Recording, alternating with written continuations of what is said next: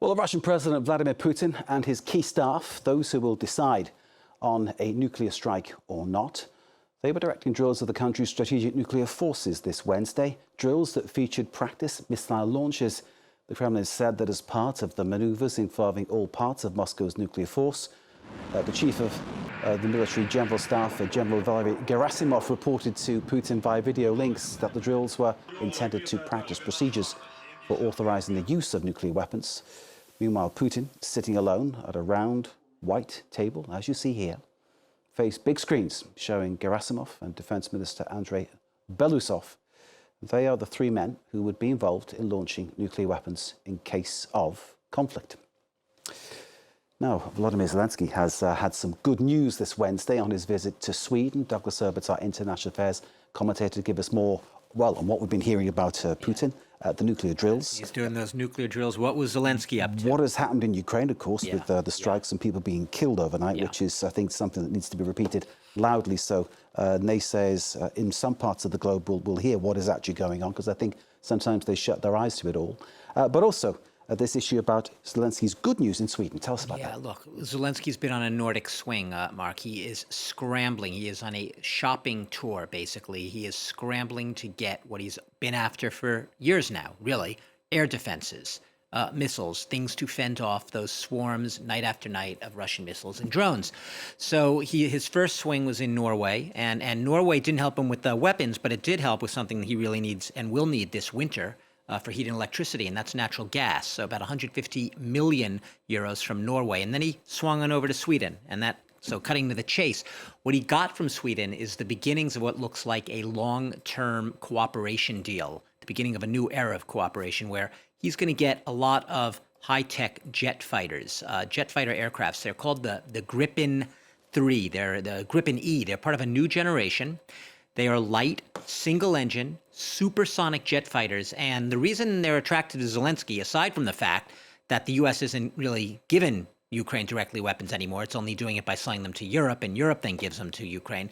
The reason they're attractive is they are seen as a highly efficient but low-cost alternative to the high-tech U.S. F-35s. Now, another U.S. jet fighter aircraft, right, was deployed last August, and those were the F-16s. This is why these Swedish jet fighters had been under consideration for like 2 years now, but they'd been held up until now because the F-16s were seen as taking precedence. So the U.S. retreats from that weapons supply front and just retreats from the war in general. Countries such as Sweden, let's not forget, a recent NATO joined back last year, 2024, are really stepping up and showing that they are going to put their money where their mouth is with these weapons. And this is exactly, by the way, what Zelensky needs. Why? Because these jet fighters, they're fighters, they're planes. They do air-to-air combat.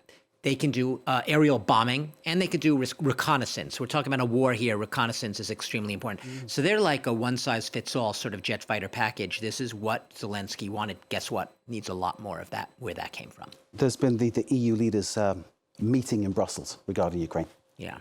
That's tomorrow. The EU, it's called the EU European Council. What it is fancy name for the heads of state, the leaders of the countries. They're all huddling together. I know it sounds like they're huddling all the time, right? How many meetings have we had on Ukraine? Well, this is right now cutting the chase because we've seen Donald Trump once again seeming in recent days to hem and haw, sway back towards into Putin's orbit a little bit, seen as perhaps retreating a little, seen as perhaps laying down the gauntlet to Zelensky to shape up or ship out, meaning he's not going to necessarily get what he wants. He better settle on terms. So what the Europeans are trying to do is make sure that Ukraine, that they have the wherewithal, the resources to give Ukraine what it needs in terms of defense, since the U.S. isn't doing it anymore. Ukraine needs tens of billions of euros worth of weapons. There's this talk over years now. It sounds confusing. It's not really that confusing. Russia's frozen assets, right? When Russia launched its full-scale invasion, all of these assets, both state, meaning sovereign assets, but also private assets, things like bank accounts, like yachts, all sorts of shops, whatever, people's private funds were all seized. About $335 billion. And we're essentially talking that frozen. Oligarch money. Oligarch money. Citizens' money. That was private, but then there was also state. And the state assets were the Bank of Russia. And those assets happen to be sitting, most of them, about maybe over $200 billion of them in Belgium in something called Euroclear.